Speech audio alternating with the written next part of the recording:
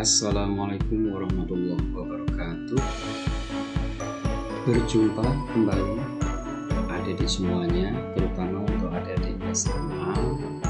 Pada kesempatan kali ini kami akan membawakan lanjutan pembahasan soal-soal yang terkait dengan genre of text, yaitu reading yang sering dipelajari oleh adik-adik di kelas masing-masing.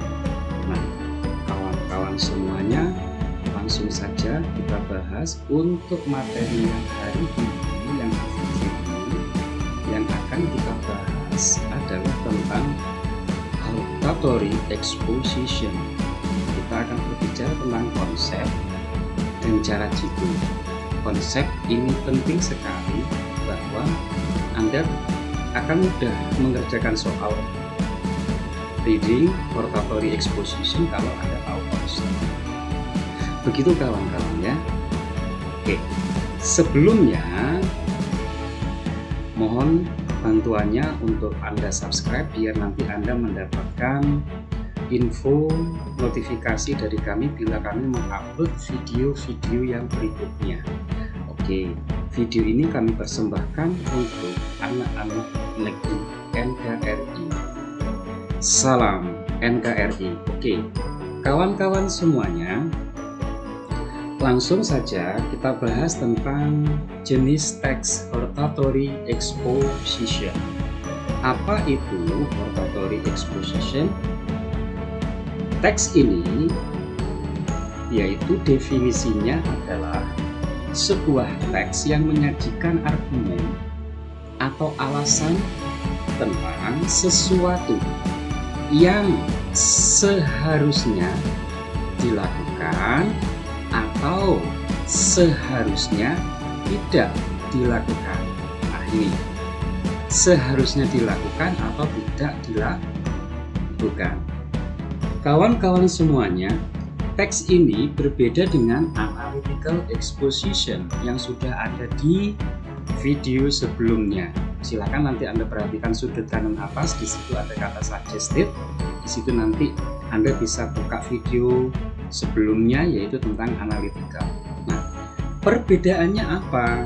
Perbedaannya adalah demikian. Yang namanya analytical, kawan-kawan, itu lebih kepada yang namanya ajakan. Ya, ajakan. Kalau Anda diajak, itu berarti ada sesuatu yang penting untuk dilakukan. Oke, ada manfaatnya. Tetapi kalau hortatory exposition itu lebih kepada saran. Ini hampir wajib, ya. Bisa dikatakan seperti itu. Hortatory itu adalah saran yang sudah mendekati wajib, tetapi kalau yang namanya ajakan, anggap saja sunnah. Begitu saja ya. Karena ajakan ini sifatnya adalah barang siapa yang mau. Tetapi kalau Anda melakukan, Anda nanti mendapatkan manfaat dari ajakan ini. Oke, nah berikutnya kawan-kawan, tentang tujuan. Tujuan dari exposition, hortatory exposition, bahwa cara mengingatnya sama kawan-kawan dengan definisinya. Karena yang namanya definisi hortatory itu adalah seharusnya dilakukan atau tidak. Ini sama. To persuade, mempengaruhi pembaca bahwa sesuatu itu seharusnya atau tidak seharusnya dilakukan. Berarti sama dengan definisinya. Oke, next. Kawan-kawan, kalau kita mempelajari sebuah reading, ya, kita juga harus memahami yang namanya alur. Struktur alurnya gimana? Tentu di sini ada, di dalam hortatory itu ada yang namanya tesis. Di analytical juga ada namanya tesis. Tetapi tesisnya hortatory itu adalah penulis menawarkan gagasan tentang suatu masalah. Ya, semisal saya munculkan bacaan seperti ini di paragraf satunya.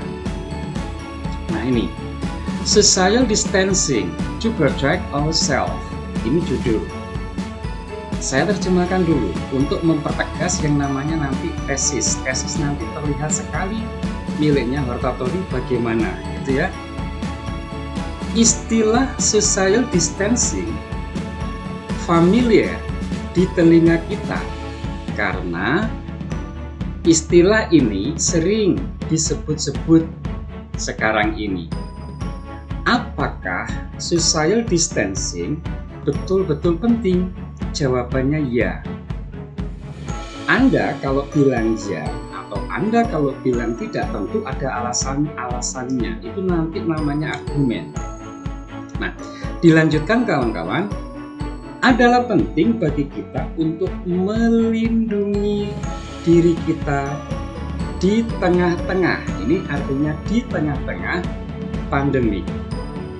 Nah, ya, jadi di sini ada important, penting bagi kita untuk melindungi diri kita di tengah-tengah pandemi. Kalau ada orang berbicara seperti ini, penting, pasti Anda tanya alasannya apa penting. Itu gagasannya si penulis tentang suatu masalah. Nah, ini ada penegasan. Menurut CDC, yaitu semacam pusat pengontrolan disease, gejala pandemik ini, ya. Social distancing adalah menjaga jarak aman antara Anda sendiri dan orang-orang yang bukan dari keluarga Anda. Berarti dengan masyarakat, makanya disebut sebagai social, ya, society, bisa seperti itu. Nah, ini jaga jarak dengan masyarakat yang bukan anggota keluarga Anda. Nah, kawan-kawan semuanya, gagasan yang ditampilkan oleh penulis di paragraf 1 ini adalah adalah penting menjaga diri kita dengan cara melakukan social distancing, jaga jarak dengan masyarakat lain.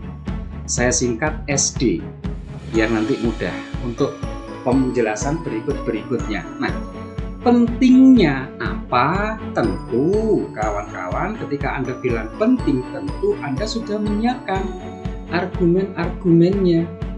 Nah, argumennya apa? Yaitu berisi penyajian argumen penulis tentang tesis. Tentang tesisnya tadi kan bilangnya adalah social distancing itu adalah penting. Ya. Nah, ketika Anda bilang seperti ini, tentu Anda punya alasan. Alasannya yang pertama adalah penulis mencantumkan beberapa pendapat mengenai hal tertentu untuk memperkuat ide pokok dari teks tersebut, yaitu dari tesis tersebut. Selain itu kawan-kawan, ciri-cirinya Hortatori itu nanti juga ada pendapat tersebut bukan hanya pendapatnya si penulis pribadi, tetapi juga melibatkan pendapat orang. Nah, ini ciri-ciri Hortatori kawan-kawan. Misalnya nanti mengutip pendapat pakar atau hasil sebuah penelitian. Oke, misalnya, nah ini pemerintah. Nah, ini pemerintah. Berarti kalau penulis bilang pemerintah, berarti bukan pendapatnya sendiri, berarti pendapatnya pemerintah.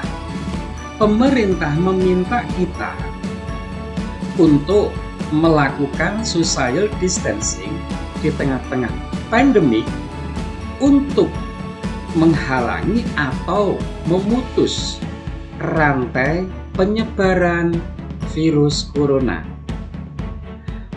Nah, jadi alasan untuk social distancing adalah penting, itu si penulis mempunyai pendapat, yaitu untuk apa sih kita social distancing itu?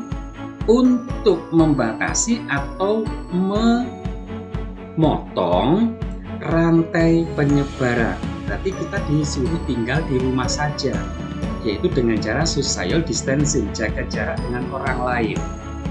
Oke, di sini ada penegasan, banyak perusahaan atau sekolah ditutup dan masyarakat bekerja dan belajar di rumah.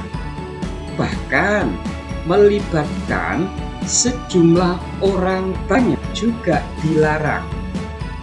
Hal ini adalah cara untuk mencegah kita dari penyebaran virus. Kawan-kawan, paragraf 2 secara inti harus mendukung paragraf 1. Benang merah dari paragraf 2 adalah ini, yaitu social distancing itu tujuannya adalah untuk mencegah atau untuk memotong rantai penyebaran. Maka lakukanlah social distancing karena itu perlu. Maksud si penulis itu begitu. Nah, penulis masih memberikan argumen-argumen lain dengan penjabaran paragraf ketiga. Paragraf ketiga disampaikan some, maksudnya sebagian orang, berpendapat bahwa masyarakat ini ya, berarti ya, ini ngambil sikapnya masyarakat. Si penulis mengambil sikapnya masyarakat. Sebagian masyarakat berpendapat bahwa selama kita mencuci tangan dan memakai masker, it is okay to go outside. Sudah aman untuk pergi keluar atau bahkan berlibur. Tapi oleh penulis dibantah. Tetapi namun demikian, ini artinya namun demikian, menjaga jarak atau social distancing can help us, dapat membantu kita dalam memerangi virus corona. Nah, alasannya si pembuat teks ini masih ada apa? Yaitu social distancing itu tujuannya adalah apa? Membandingkan bahwa yang namanya social distancing itu masih lebih penting dibandingkan mencuci tangan dan memakai masker. Sudah cukup tinggal di rumah saja, begitu maksudnya. Ya, daripada nanti tertular. Oke. Next, berikutnya. Kawan-kawan, penulis masih menuliskan pendapat, masih memberikan argumen-argumennya dengan cara mengutip pendapat pihak lain, yaitu CDC tadi. CDC mengatakan bahwa social distancing membantu membatasi peluang untuk bersentuhan dengan permukaan yang terkontaminasi virus, maksudnya gitu, dan orang-orang yang terinfeksi di luar rumah. Jadi masih tetap kekeh si penulis bilang bahwa social distancing itu tetap masih lebih aman. Nah, berarti kesimpulannya paragraf ini adalah social distancing membantu membatasi peluang untuk bersentuhan dengan pihak lain, ya, dengan permukaan atau benda-benda yang terkontaminasi. Masih tetap mengajak berhati-hati si penulis. Nah, penulis berikutnya menampilkan paragraf, yaitu namanya rekomendasi, berisi tentang rekomendasi atau ajakan. Ajakannya di paragraf di bacaan ini berupa dengan bahasa rekomendasinya adalah finally kita harus.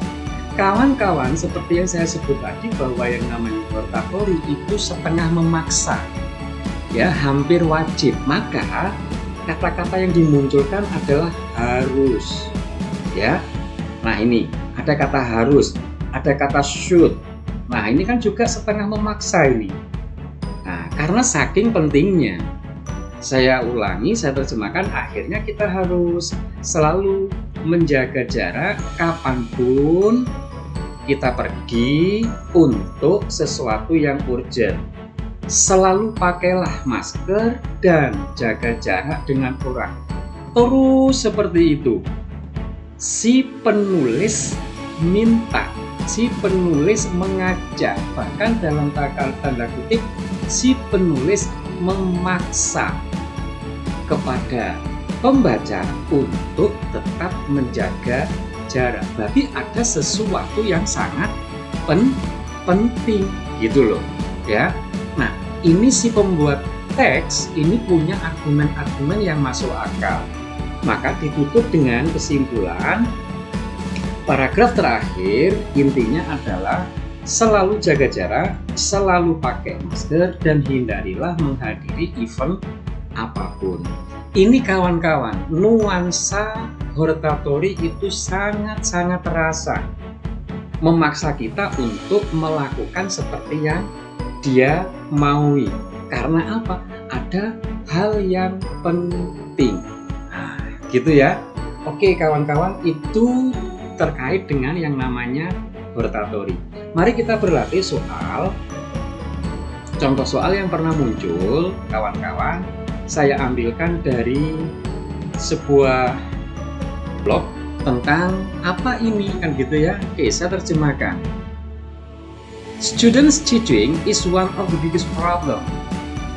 Nah ini, kecurangan siswa adalah salah satu permasalahan terbesar yang dihadapi oleh para guru sekarang ini. Meskipun faktanya bahwa guru menasehati siswa-siswanya untuk tidak berbuat curang selama tes, tenang saja, ini sebagian siswa masih melakukan hal tersebut. Terdapat banyak jenis-jenis mencontek yang siswa lakukan selama tes, seperti looking other student work, melihat pekerjaan siswa lain. Yang kedua, menaruh beberapa catatan di bawah bajunya. Yang berikutnya, menulis catatan atau rumus di bangku, ya, make hands, terus ini koma, membuat tanda menggunakan tangan atau pergi ke ruang istirahat, misalkan toilet, untuk mendapatkan jawaban dari temannya. Ini adalah jenis-jenis atau cara mencontek. Teks ini tidak mengajari Anda untuk mencontek loh ya, ini hanya penjabaran saja. Di sudut pandang saya, nah ini adalah penulis. Siswa yang melakukan kecurangan adalah berbuat kejahatan. Ini kata si penulis. Ini adalah jenis tindakan yang ilegal. Kejahatan ini menyebabkan hasil dampak negatif terhadap siswa. Siswa yang selalu mencontek merusak kapasitas mental mereka. Tindakan mencontek juga menciptakan ketergantungan. Nah, ini ketergantungan kawan-kawan. Kalau sampai tambahin in di depan sini, berarti kemerdekaan. Ya, merdeka, mandiri. Nah, tapi ini dependence, itu ketergantungan. Mereka melemahkan kepercayaan siswa-siswa tersebut. Hati-hati di sini, mereka ini siapa? Mereka tentu adalah tindakan mencontek, melemahkan kepercayaan diri mereka. Daripada mempersiapkan tes berikutnya, mereka, yaitu para siswa, sibuk menata catatan-catatan kecil, ya, catatan-catatan di atas pada kertas-kertas kecil. Jika kebiasaan memalukan ini berlanjut, siswa akan kehilangan kesempatan untuk mengembangkan intelektual mereka dan pikiran mereka. Ini kata pendapat si penulis. Oleh karena itu, sekolah should, lagi-lagi ciri-ciri hortatory di sini memaksa, ya. Oleh karena itu, sekolah seharusnya mempertimbangkan mencontek sebagai masalah yang serius. School board, jajaran pihak sekolah dan administrasi should, lagi-lagi ada kata ini, seharusnya turun tangan untuk mengatasi masalah ini. Kejujuran must, nah ini lagi-lagi ada kata must. Ini adalah harus semuanya. Kejujuran harus diletakkan pada visi sekolah. Hukuman yang keras harus diterapkan kepada siswa yang melakukan kejahatan ini. Nah, itu maksud dari bacaan ini. Semuanya adalah tentang hortatory, tampak sekali ciri-ciri hortatorinya. Oke kawan-kawan, kita lihat what is mainly, apa yang didiskusikan. Bukan tentang A ini kebijakan sekolah. Kalau yang B hukuman hanya dibahas di bawah saja, ya. Berarti ini bukan topik, ini menanyakan topik kawan-kawan ya. Ini menanyakan topik. Terus yang C mencontek sebuah kejahatan. D kerusakan mental. Yang E cara-cara mencontek yang berbeda. Oh bukan, jawaban E bukan ya. Jawabannya jelas adalah yang di sini, yaitu mencontek. Ini terkait dengan topik, diulang-ulang. Topik yang ada di bacaan ini diulang-ulang, yaitu tentang mencontek. Oke, next, berikutnya. Apa yang sekolah lakukan untuk mengeliminasi? Mengeliminasi berarti menghilangkan ya, atau membatasi siswa yang berbuat curang, yaitu mencontek. Di sini ada pertanyaan, apa yang sekolah lakukan untuk membatasi? Berarti salah satu-satunya cara tadi gimana? Diciptakan hukuman. Hukuman kan di sini. Nah, ini kawan-kawan ya. Maka cari saja hukuman. Jawabannya jelas yang C. Cukup mudah soal ini. Next. Siswa yang selalu deteriorated. Nah ini ditanyakan sinonim atau artinya apa. Ini tadi Anda bisa membaca meskipun Anda seandainya belum tahu artinya apa ini. Silakan kawan-kawan baca dari awal sampai titik. Siswa yang selalu mencontek titik-titik kapasitas mental mereka. Yang namanya mencontek itu tindakan positif atau negatif. Negatif kan? Apakah mendukung? Salah. Apakah menyebabkan? Salah. Apakah menciptakan? Salah. Apakah menemukan? Salah. Tetapi yang benar adalah memperburuk. Nah, ini artinya memperburuk. Gitu ya. Jadi jawabannya adalah yang B atau merusak, bisa diterjemahkan seperti itu. Terakhir, nah di sini ada pertanyaan, D mengacu ke mana? D tadi sudah dibahas, D di sini. Nah ini kawan-kawan ya, D kan yang ini. Nah D kan yang ini. Mereka memperlemah kepercayaan diri mereka. Yang memperlemah kepercayaan diri mereka itu siswa atau tindakan siswa. Yang memperlemah adalah tindakannya, bukan siswanya. Maka jawaban yang benar adalah yang E. Begitu kawan-kawan ya. Dari kami, terima kasih kawan-kawan. Tetapi sebelum kami akhiri, kami titip informasi bahwa kami juga menyediakan video pembelajaran untuk dasar-dasar TOEFL. Silakan nanti dilihat di deskripsi di bawah video ini. Terima kasih, saya akhiri. Wassalamualaikum warahmatullahi wabarakatuh.